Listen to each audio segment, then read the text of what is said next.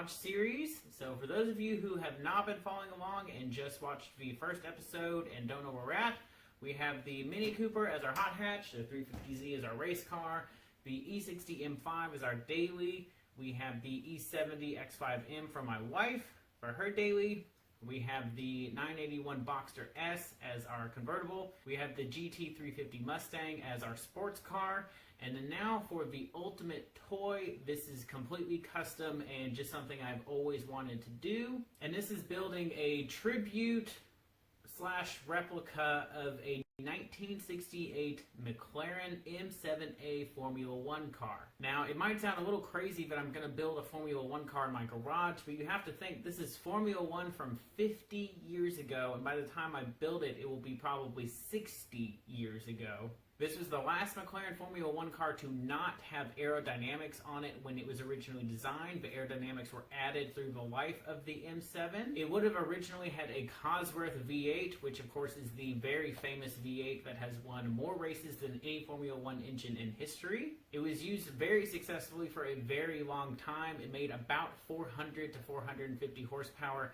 at the time. It was one of the first cars to use a integrated chassis and engine, so the engine was a stressed member of the chassis. It would have had a hand-formed aluminum body skin over a steel frame. So none of it is particularly crazy. For my copy of it, I would do a very similar steel frame.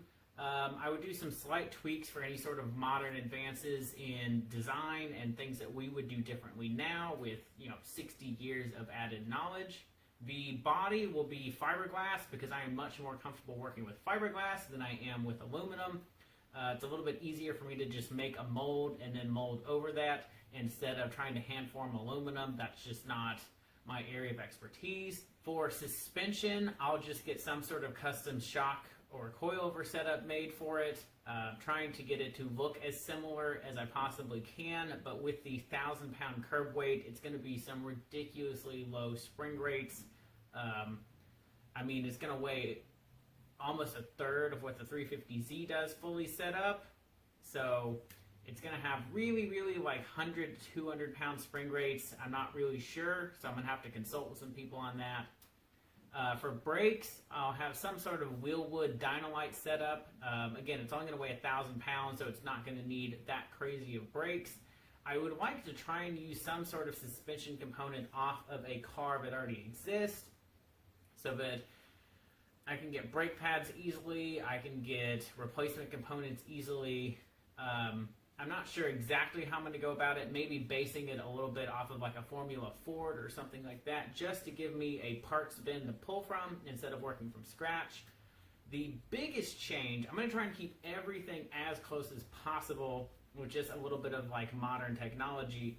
Really the only big change I'm going to make is going from the Kazi V8 to a BMW Inline 4 out of the S1000RR motorcycle.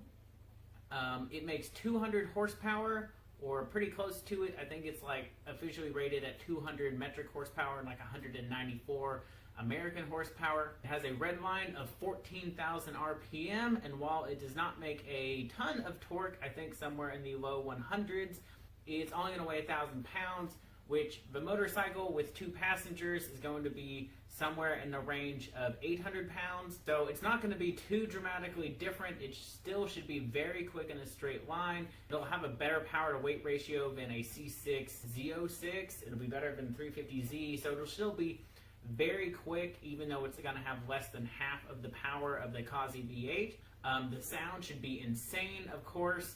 It should sound very much like a Formula One car. I'm not sure how I'm going to set it up. I would like to set it up longitudinally instead of having it horizontal. I don't want a transverse mount. I think it'll look a little bit more natural if I can have it longitudinal with nice intake trumpets sticking off the side. I'll probably have to do some sort of trick differential so that it can be a chain-driven diff. That should be a little bit tricky, but once I get it right, it should work out okay. This is a series that'll be way off in the future. I don't even know if I'll still be doing YouTube in 10 years when I start this build, but if I am, it should be pretty crazy.